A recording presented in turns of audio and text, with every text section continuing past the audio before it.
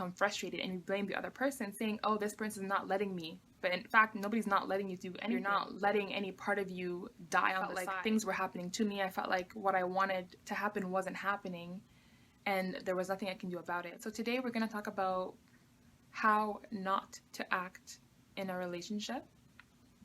So yesterday I went to this meetup group of young professionals, and we're there just to talk about relationships and business building and all this great stuff.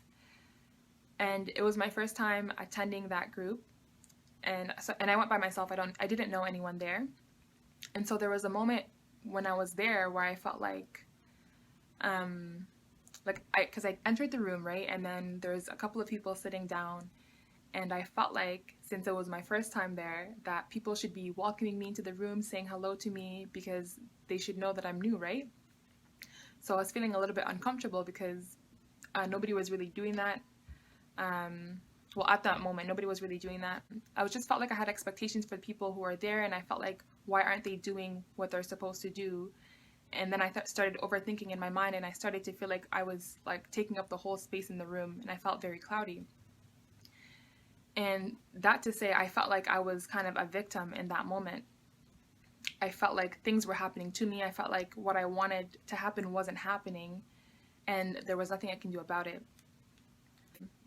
Sometimes in relationships, we feel like we are the victim. We feel like there's things that are happening to us in this relationship that we don't have any control over.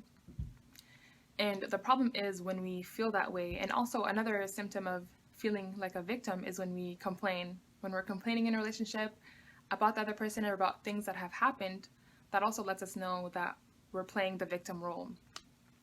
And the problem with playing the victim role is that it's a powerless role. There's no power in it. Whenever we decide to be the victim in any relationship, we're giving our power away, saying that there's nothing we can do. And we just dwell in our sadness, in our anger, in our misery. So instead of being a victim, that's what you should not do in a relationship. Don't play the victim. Instead of being the victim, I'm going to say be a leader in a relationship, because you can't be a victim and a leader at the same time. And what being a leader means in a relationship is that whenever there's a problem or when it feels like something is being done to you that you don't like after you acknowledge what it is specifically that you're not liking or what is being done to you, the next thing is to focus your energy on the solution of whatever the problem is, right? So for me, the example of being in a new space, feeling like things should be done, like people should be welcoming me, and in that moment I wasn't feeling that way. What I could have done, instead of playing the victim role, I could play the role of a leader. So instead I could be the one who says hello to other people. I could be the one who welcomes other people that comes to the room. I'm more than capable of doing that, and then I would get that connection that I'm looking for.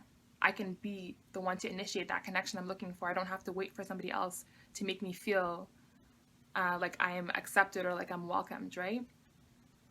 That's the main thing. So in a relationship, it's up to us as individuals to lead ourselves in that relationship.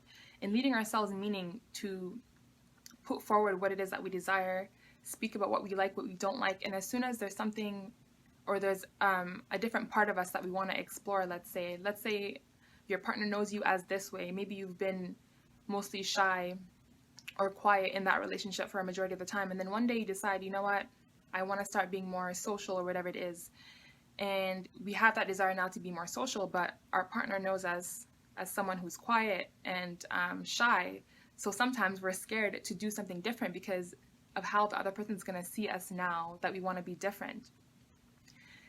And us being scared about that also makes us the victim, because then we become frustrated and we blame the other person, saying, oh, this person's not letting me. But in fact, nobody's not letting you do anything. It's just we're afraid of how they're going to think when we change, right? So being a leader is being willing to be a different person if that's what you desire to be. If you desire to let something go that you used to do, who you used to be, if you don't want to argue anymore, if you don't want to talk about the past anymore in a negative way, then you can just put that part to the side and start acting how you want to act from now on even though the other person may not expect it, even though that there's other person may be surprised about it. That is okay. That's how you teach yourself to be the leader, to be your leader in your relationship, to speak for yourself. And that's how you become satisfied in a relationship, because at this point, you're not letting any part of you die on the side. You're not letting anything exciting that comes up for you die on the side because of the fear of the other person, the fear of judgment of the other person, how they're going to see you now. They don't know you this way, how they're going to react, right? And then we start to live in fear, which is just no bueno, no good.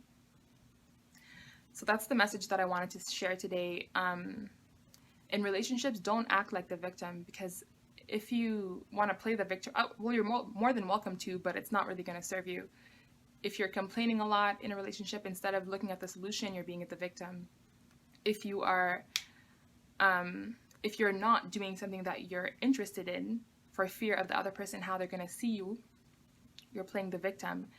Because after that, when you're excited about something, you want to try something and you're repressing it, then you're going to start to feel resentment, thinking the other person is stopping you from doing that, when in fact they're not actually doing that. So it's super important to be the leader in the relationship for your desires and for yourself. And that way you also give your partner the same space to bring new things into the relationship, bring new ideas to the relationship, and that way it can be fulfilling for both of you guys. So I want to welcome your opinions on this, your opinions on playing a victim in a relationship or playing the leadership role, if that's resonating with you at all, if you think that's more like a female role or like a male role, or if you think that's not going to work, let me know. And I'll see you guys in the comments.